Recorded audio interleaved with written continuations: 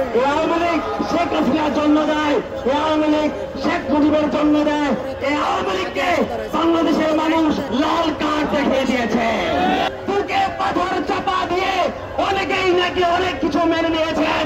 আমরা বলতে চাই, আপনারা মানেন নাই, আপনারা আমাদের সাথে ছিলেন না, আমরা আপনাদেরকে বাধ্য করেছি সেটা মেনে নিতে।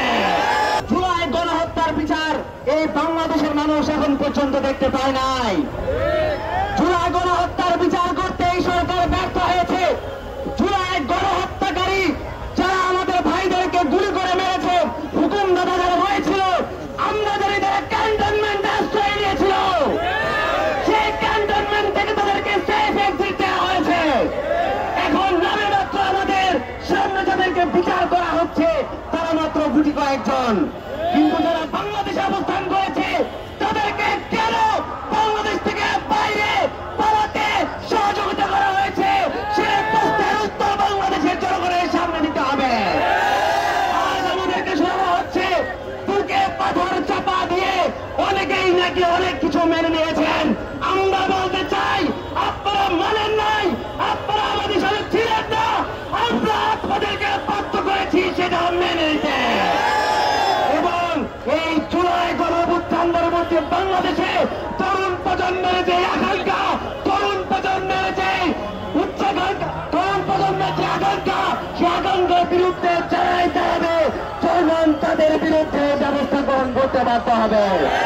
এখন অনেকে বলছেন আওয়ামী লীগকে নিষিদ্ধ করা যাবে না, পরিশুদ্ধ হয়ে আসতে হবে, পরিশুদ্ধ এক আওয়ামী লীগ আপনারা এই বাংলাদেশি চান। কিন্তু আমরা বলতে চাই 1972 সাল পরবর্তী সময়ে আমরা কেন আওয়ামী লীগ দেখেছি? আমরা দেখেছি আওয়ামী লীগ যখনই ক্ষমতা এসেছে তারা ব্যবসার কায়েম করেছে, প্রতিবাদ কায়েম করেছে। আওয়ামী লীগের চরিত্র, আওয়ামী লীগের চরিত্র ব্যবসায়ী চরিত্র, আওয়ামী লীগের চরিত্র প্রতিবাদী চরিত্র। এই আওয়ামী লীগ শেখ হাসিনার জন্ম দেয়, এই আওয়ামী লীগ শেখ মুজিবের জন্ম দেয়। এই আওয়ামী লীগকে বাংলাদেশের মানুষ জুলাই গণঅভ্যুত্থানের মাধ্যমে লাল কার্ড দেখিয়ে দিয়েছে।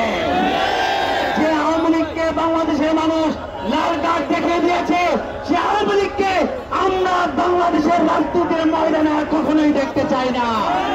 যারা আওয়ামী লীগকে রাজনীতির ময়দানে পরিশুদ্ধ আসতে বলে তাই বাংলাদেশের শত্রু, তারাই জনগণের শত্রু, তারাই জুলাইয়ের আকাঙ্ক্ষিতা বাস্তবায়ন করে না।